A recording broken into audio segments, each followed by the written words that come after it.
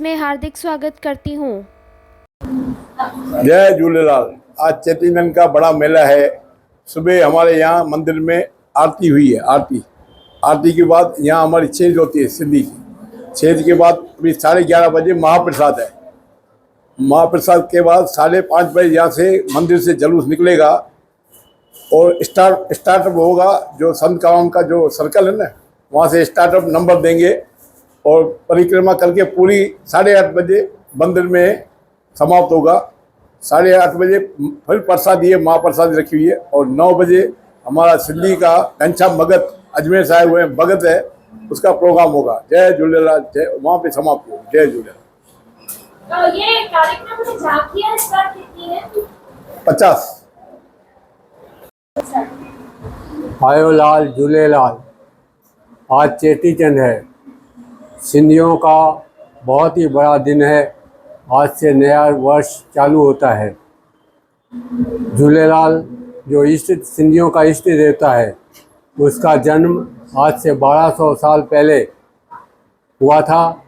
और जब उनका जन्म हुआ था तो उस दिन शुक्रवार था और आज भी शुक्रवार है। तो इस प्रकार शुक्रवार के दिन झूलेलाल का जन्म हुआ था और हमारे इष्ट देवता झूलेलाल पानी में से प्रकट हुए थे, इसलिए इसे जल देवता भी कहते हैं। उस समय मिर्ख नामक एक बादशाह था, उसने बहुत ही जुल्म किए। तब सब सिंधी और लोहाने जो थे वे नदी के पास गए और उन्होंने जाकर के वहाँ प्रार्थना की कि हमें इस जुल्म से बचाओ। तब झूलेलाल प्रकट हुए और उन्हें मिर्ख बादशाह को ऐसा सबक दिया कि उसने सिंधियों को और लोहानों को छोड़ करके उसने बोला कि किसी को भी अभी मैं मुसलमान नहीं बनाऊंगा, और उस दिन से मुसलमान बनाना छोड़ दिया।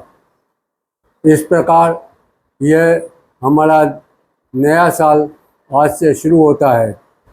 झूलेलाल मंदिर गांधीधाम के अंदर है, जो बहुत ही बड़ा मंदिर है। जब लाल कृष्ण आडवाणी यहाँ पर आए थे तब उन्होंने कहा था कि ऐसा मंदिर पूरे हिंदुस्तान में नहीं है। तो इतना बड़ा मंदिर होने के बाद भी हम बहुत ही श्रद्धा से और भक्ति से यहाँ के कार्यक्रम करते हैं। सुबह को 8 बजे बहराने साहब की पूजा होती है। 9 बजे एक बड़ी छेज लगती है और आरती होती है। झूलेलाल की आरती के पश्चात बहुत ही जोर से झूमते और गाते हैं और इस प्रकार छेज लगाते हैं। सिंधियों में जो नाच गाना आदि होता है उसे छेज कहते हैं। तो इस प्रकार छेज के बाद दोपहर को 11:30 बजे भोजन होता है, जिसे हम प्रसाद कहते हैं। जो झूलेलाल का प्रसाद रहता है वह हमेशा सुखी रहता है, उसे कभी भी ज़िंदगी में कोई दुख नहीं आता है। तो झूलेलाल का प्रसाद ग्रहण करने के लिए सभी को विनती की जाती है और कहा जाता है कि कोई भी घर में गैस या चूल्हा न जलाए और सभी आकर के झूलेलाल का प्रसाद ले और अपने को भाग्यवान बनाए। उसके पश्चात शाम को 5:30 बजे एक शाही जुलूस निकलेगा। इस जुलूस के अंदर भांत की झांकियाँ होंगी। सिंधियत के ऊपर ये झांकियाँ बनाई जाती है और उसमें 9 इनाम दिए जाते हैं। 3 इनाम स्कूलों के होते हैं, पहला, दूसरा और तीसरा। 3 इनाम संस्थाओं के होते हैं, पहला, दूसरा और तीसरा। और 3 इनाम कॉरपोरेट के होते हैं। इस प्रकार कुल 9 इनाम दिए जाते हैं। बहुत ही अच्छी तरह से झांकियाँ निकलती है और जितने भी न्यूज़पेपर हैं वो सब ऐसा ही लिखते हैं कि गांधीधाम का जुलूस कहीं पर भी नहीं होता है। गांधीधाम में सबसे बड़े में बड़ा जुलूस होता है। ऐसे तो पूरे हिंदुस्तान तो क्या पूरे विश्व के अंदर चेटीचंड का जुलूस निकलता है, किंतु गांधीधाम जैसा जुलूस कहीं पर भी नहीं होता है। गांधीधाम भले छोटा शहर है किंतु जुलूस बहुत बड़ा होता है।